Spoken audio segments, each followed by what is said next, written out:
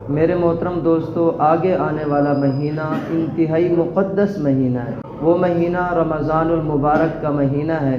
بعض اوقات ایسے ہوتے ہیں، بعض ازمنہ ایسے ہوتے ہیں کہ ان کے اندر آدمی تھوڑی سی بھی نیکی کر لیتا ہے تو وہ نیکی پہاڑوں کے برابر چلی جائے، اور اگر وہ ان اوقات کو غفلت کے اندر آدمی اگر گزار دے تو آدمی اپنا بہت بڑا نقصان کر بیٹھتا ہے، پھر نقصان ایسا وہ دوبارہ ہاتھ میں نہیں آتا۔ تو آپ صلی اللہ علیہ وسلم نے ہمیں وہ اوقات بتائے ہیں اور بڑے اہتمام کے ساتھ ان کی ترغیب دی ہے۔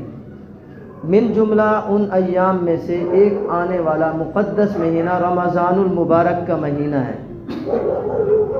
آپ صلی اللہ علیہ وسلم نے شعبان المعظم کے آخری ایام میں ایک بلیغ خطبہ ارشاد فرمایا، جس میں آپ صلی اللہ علیہ وسلم نے آگے آنے والے مقدس مہینے کی فضیلت بیان کی۔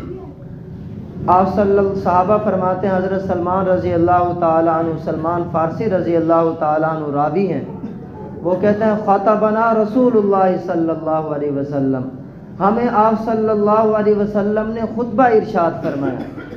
خطبہ کے اندر آپ صلی اللہ علیہ وسلم نے فرمایا، یا ایھا الناس، اے لوگو، قد اظلکم شہر عظیم، تمہارے اوپر ایک بہت بڑا مہینہ سایہ فگن ہو رہا ہے۔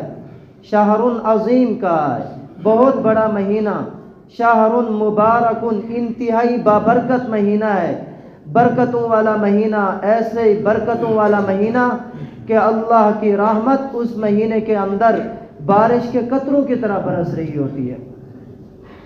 شہر جعل اللہ صیامہ فریضہ وقیام لیلہ تطوعا، آپ صلی اللہ علیہ وسلم نے فرمایا کہ دیکھیں کس قدر یہ مبارک اور برکت والا مہینہ ہے۔ شہر، اللہ تعالیٰ نے اس مہینے کے اندر ایک رات رکھی ہے، فی لیلۃ خیر من الف شہر، جو 1000 مہینوں سے بھی افضل ہے۔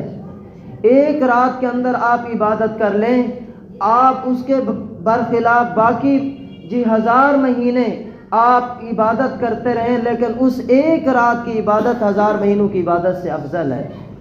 فرمایا شہر، یہ ایسا مہینہ ہے، جعل اللہ صیامہ فریضہ، اللہ تبارک و تعالی نے اس مہینے کے روزوں کو فرض کیا ہے، وقیام لیلہ تطوعا، اور رات کے قیام کو اللہ تبارک و تعالی نے ثواب کی چیز بنا دیا۔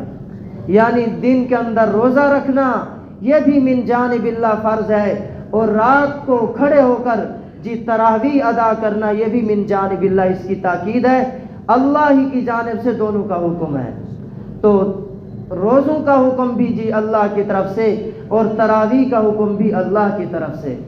اللہ تبارک و تعالیٰ قرآن کریم کے اندر ارشاد فرماتے ہیں، یا ایھا الذین آمنوا، اے ایمان والو، کتب علیکم الصیام، تمہارے اوپر روزے فرض کیے گئے ہیں، کما کتب علی الذین من قبلکم، جیسا کہ ان لوگوں پر فرض کیے گئے تھے، من قبلکم، جو تم سے پہلے تھے۔ مقصد کیا ہے روزوں کے فرض کرنے کا؟ لعلکم تتقون، تاکہ تم متقی بن جاؤ، پرہیزگار بن جاؤ، خواہشات نفسانیہ سے بچنے والے بن جاؤ۔ میرے محترم دوستو، اللہ تبارک و تعالی نے جو ہمارے پیارے نبی صلی اللہ علیہ وسلم کو امت عطا فرمائی، وہ عظیم الشان امت ہے۔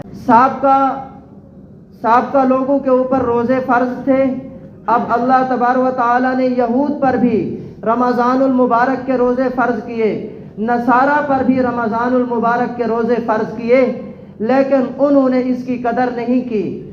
اب یہود نے سال کے اندر ایک مہینہ رمضان المبارک کا مہینہ فرض کیا ان کے اوپر روزوں، لیکن انہوں نے اس ایک مہینے کے روزوں کو چھوڑ کر صرف ایک دن کا انتخاب کیا، اور اللہ تبارک و تعالیٰ کے احکامات کو پس پشت ڈال کر اپنی عقل کے پیچھے چلے۔ وہ کیسے؟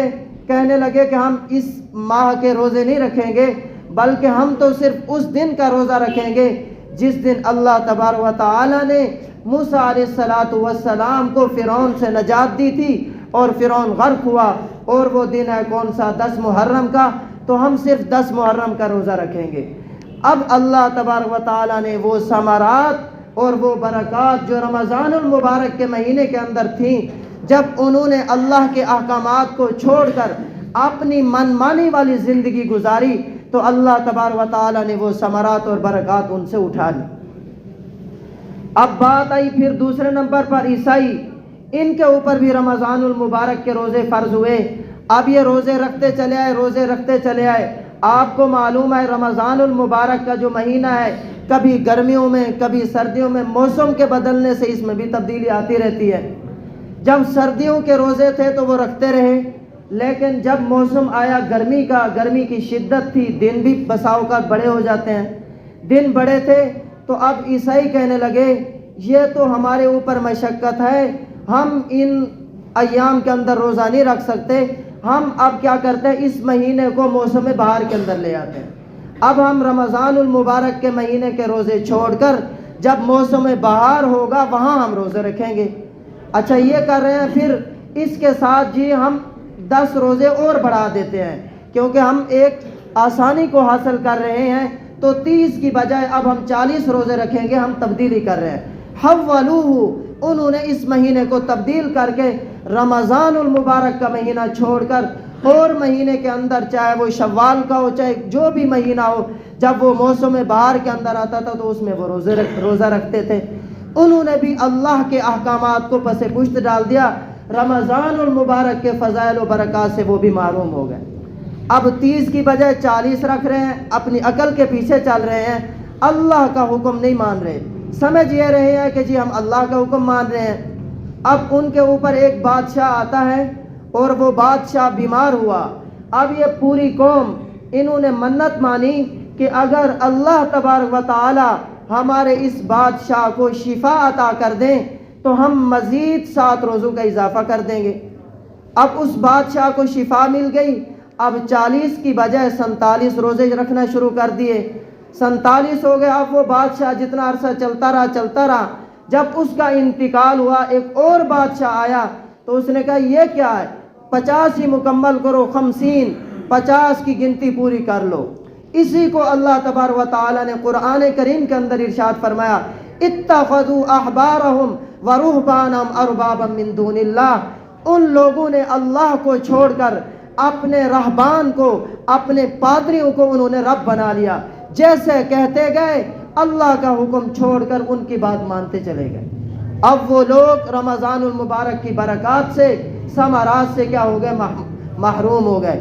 لیکن امت محمدیہ صلی اللہ علیہ وسلم جیسے ہی ان کو حکم ملا، منو عن بعین ہی اس حکم کو یہ قبول کرتے چلے آ رہے ہیں آج تک۔ جیسے اب گرمیوں کے مہینے کے اندر رمضان آیا تب بھی جی انہوں نے روزے رکھے، سردی کے موسم میں اب رمضان آ رہا ہے تب بھی یہ کیا کریں گے، روزے رکھیں گے۔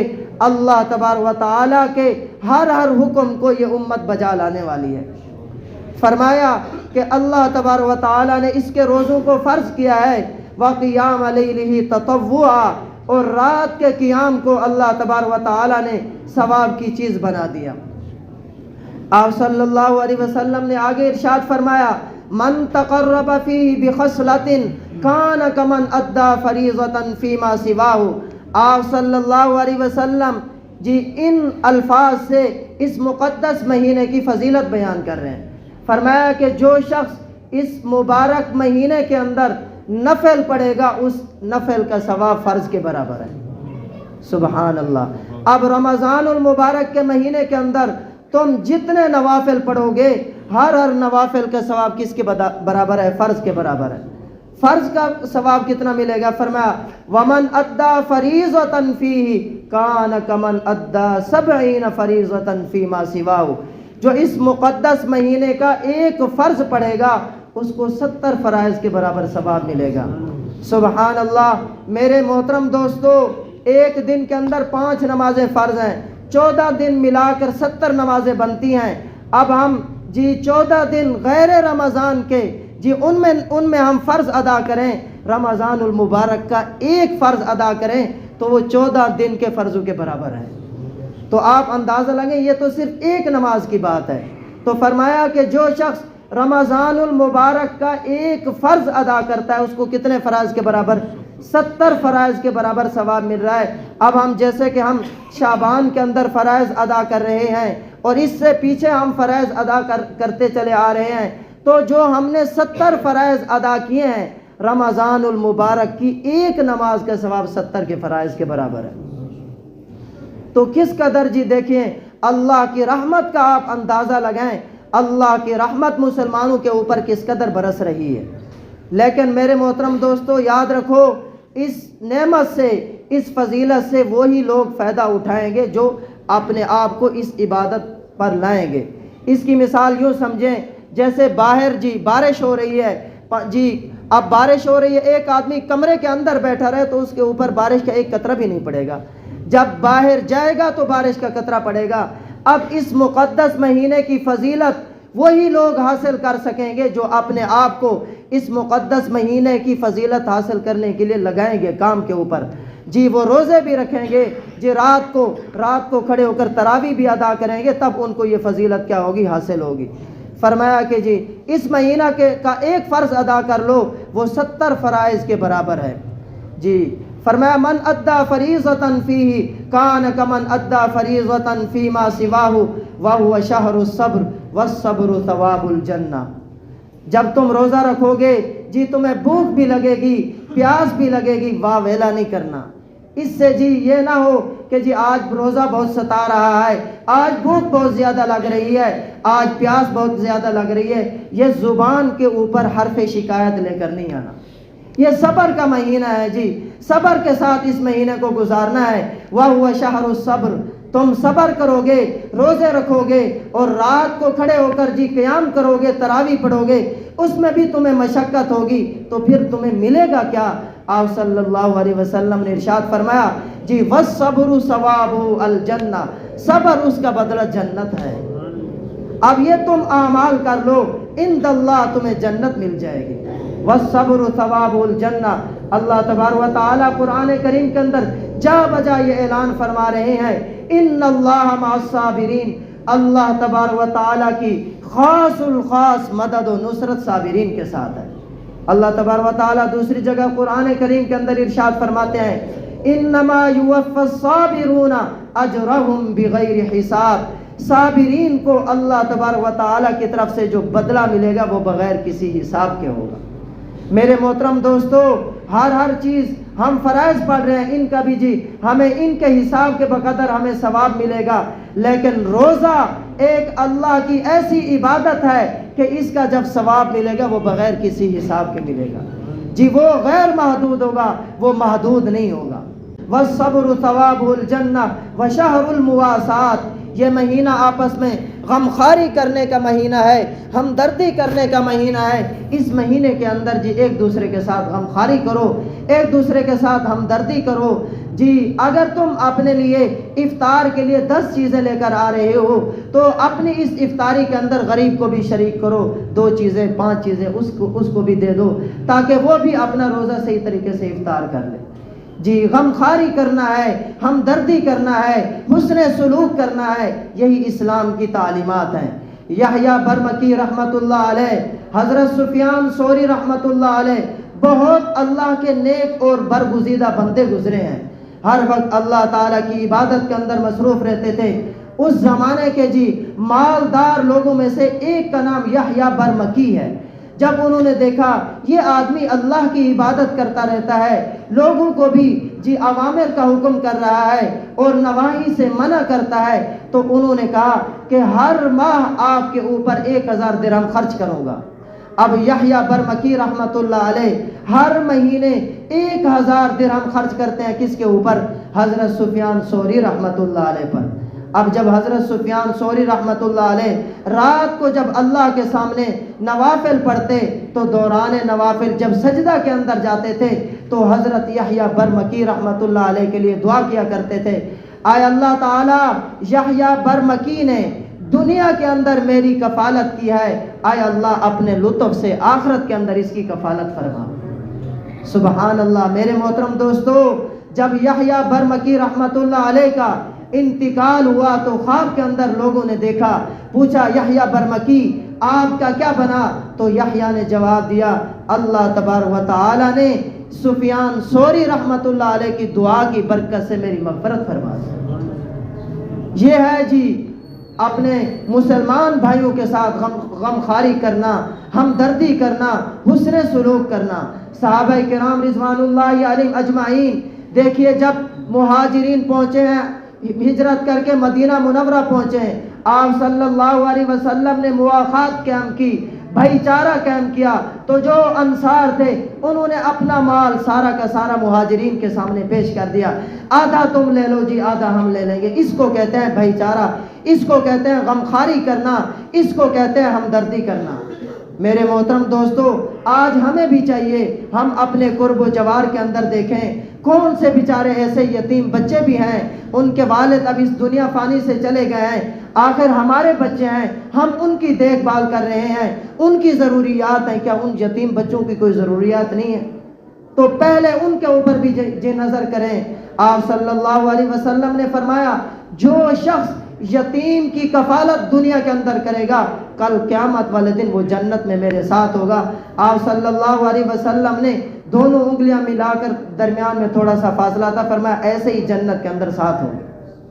یتیم کی جی کفالت کرو، مسکین کی کفالت کرو۔ اللہ تبارک و تعالیٰ نے جو دنیا کے اندر جی مال و دولت دیا ہے، اپنے فقراء بھائیوں کے اوپر خرچ کیا کرو۔ حضرت عبداللہ بن عمر رضی اللہ تعالی عنہما راوی ہیں، آپ صلی اللہ علیہ وسلم نے ارشاد فرمایا کہ میری امت کے اندر ہر وقت 500 برگزیدہ بندے رہتے ہیں اور 40 ابدال رہتے ہیں۔ صحابہ کرام رضوان اللہ علیہم اجمعین نے عرض کی یا رسول اللہ، ان کے خصوصی اعمال کیا ہیں جو 500 برگزیدہ بندے ہوتے ہیں اور 40 ابدال ہوتے ہیں؟ فرمایا جب ان میں سے کوئی ایک مر جاتا ہے فوراً دوسرا اس کی جگہ لے لیتا ہے۔ اے اللہ کے رسول صلی اللہ علیہ وسلم، ذرا ان کے اعمال تو ہمیں بتا دیجئے، ہم ان اعمال کی وجہ سے ان کو پہچان لیں جی یہ اللہ کے برگزیدہ بندے ہیں، جی یہ ہے ابدال، یہ ہے جی اللہ کے برگزیدہ بندے، ذرا ان کے اعمال بتا دیجئے۔ آپ صلی اللہ علیہ وسلم نے فرمایا ان کے اعمال پوچھنا چاہتے ہو؟ ان کے اعمال یہ ہیں کہ وہ لوگ جو ان کے اوپر ظلم کرتے ہیں وہ ظلم کرنے والوں سے درگزر کرتے ہیں، اور ان کے ساتھ جو برائی کا معاملہ کرتے ہیں وہ ان برائی کرنے والوں کے ساتھ احسان کا برتاؤ کرتے ہیں۔ یہ اللہ کے 500 برگزیدہ بندے ہیں اور یہ 40 ابدال ہیں۔ اور ایک روایت کے اندر، دوسری روایت کے اندر آپ صلی اللہ علیہ وسلم نے ارشاد فرمایا کہ جو شخص بھوکے کو کھانا کھلائے اور ایسا آدمی جس کے جسم کے اوپر کپڑا نہیں ہے اس کو لباس پہنائے، یا کوئی مسافر آ گیا جی رات گزارنے کے لیے اس نے اس کو ٹھکانہ دے دیا، ایسے شخص کو اللہ تبارک و تعالی کل قیامت والے دن جنت کی ہولناکیوں سے بچائیں گے۔ میرے محترم دوستو، کوشش کرو جی اپنے اندر جی یہ چیزیں بھی پیدا کرو، حسن معاشرت پیدا کرو، غمخواری پیدا کرو، ایثار کا جذبہ پیدا کرو۔ تو آپ صلی اللہ علیہ وسلم نے ارشاد فرمایا یہ مہینہ جی غمخواری کرنے کا مہینہ ہے، وشہر المواسات وشہر یزاد فی رزق المؤمن فیہ، یہ ایسا مہینہ ہے اس مہینے کے اندر اللہ تبارک و تعالیٰ کی جانب سے ہر مومن کا رزق بڑھا دیا جاتا ہے۔ افطار کے وقت آپ غور کر لیں، چاہے غریب سے غریب کیوں نہیں ہے، اس کے بھی دسترخوان پر ہمہ قسم کے میوے موجود ہوتے ہیں، ہمہ قسم کے کھانے موجود ہوتے ہیں۔ اللہ کو راضی کر رہے ہیں تو اللہ تبارک و تعالیٰ رزق بھی بے پناہ عطا فرماتے ہیں۔ اس سے کیا سبق ملتا ہے؟ اس سے ہمیں یہی سبق مل رہا ہے اگر ہم غیر رمضان میں بھی ایسے اللہ کی عبادت کریں گے جیسے رمضان میں عبادت کریں تو ایسے ہی اللہ کی جانب سے ہمیں رزق عطا ہو۔ فرمایا وشہر یزاد فی رزق المؤمن فیہ من فطر فیہ صائما کان مغفرۃ لذنوبہ وعتق رقبتہ من النار۔ روزہ دار جو روزہ رکھ رہا ہے اس کے ثواب کا پوچھ رہا کیا؟ یہاں تو ذرا ایک اور بات سن لو، جو کسی شخص کا روزہ افطار کرائے گا، روزہ دار کی بات نہیں، جو کسی روزہ دار کا روزہ افطار کرائے گا کان مغفرۃ لذنوبہ، اللہ تبارک و تعالیٰ اس کے سارے گناہ معاف فرما دیں گے۔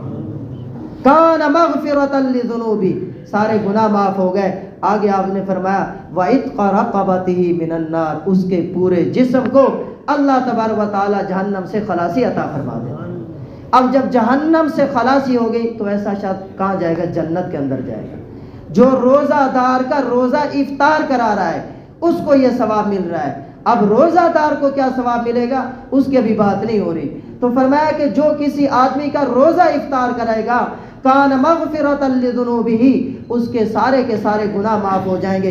ایک دوسری حدیث کے اندر آپ صلی اللہ علیہ وسلم نے ارشاد فرمایا جو شخص مال حلال سے کسی مسلمان کا روزہ افطار کراتا ہے، فرمایا اس کے لیے رات کو اللہ تعالیٰ کے فرشتے اس کے لیے رحمت کی دعا کرتے ہیں۔ اور ایسا آدمی جب لیلۃ القدر ہوتی ہے تو حضرت جبریل علیہ السلام آ کر اس آدمی سے مصافحہ کرتے ہیں۔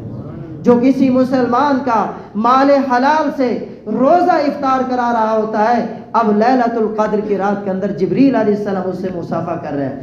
آپ نے فرمایا جس سے جبریل علیہ السلام آ کر مصافحہ کرتے ہیں اس کی علامت یہ ہوتی ہے دل کے اندر رقت پیدا ہو جاتی ہے، دل کے اندر نرمی پیدا ہو جاتی ہے اور آنکھوں سے آنسو جاری ہو جاتے ہیں۔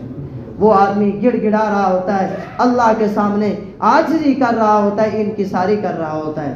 صحابہ کرام، اور آپ نے فرمایا کہ یہ جو اس کو ثواب مل رہا ہے روزہ دار کے ثواب سے کمی نہیں کی جائے گی۔ اللہ کے خزانے میرے محترم دوستو لامحدود ہیں، ان کی کوئی انتہا نہیں ہے۔ اللہ کے خزانوں کے اندر کسی چیز کی کمی نہیں ہے۔ اللہ جتنا ثواب روزہ دار کو عطا فرماتے ہیں اتنا ثواب روزہ افطار کرانے والے کو عطا فرماتے ہیں۔ اللہ تبارک و تعالی مجھے تمام مسلمانوں کو عمل کی توفیق عطا فرمائے، سنت ادا فرمائے۔